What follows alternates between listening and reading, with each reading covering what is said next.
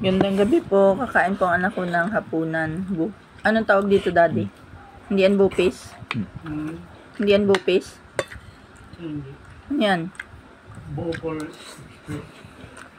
Bicol Express.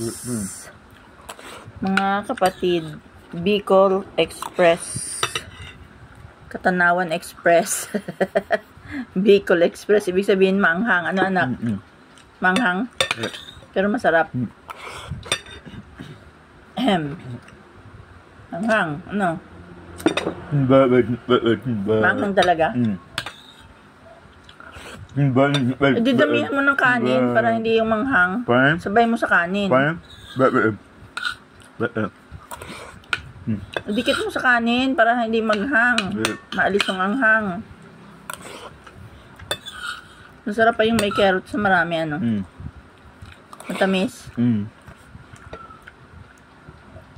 Wala ka ng tubig. Kaya tama lang sinabi ko sa iyo kumuha kang tubig ay ano. Gawa ng maanghang, ano, anak?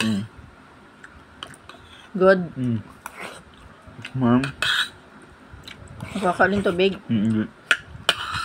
No. Ay, ang daming lamok.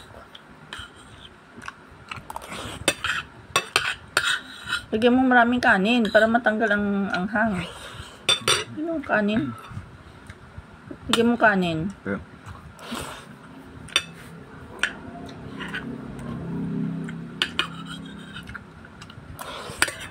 Magaling magluto yun.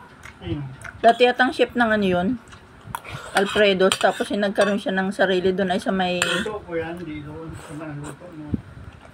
Ah, ano ba ito? Ay, ano ako, Ano naman ang gawa nito, ay?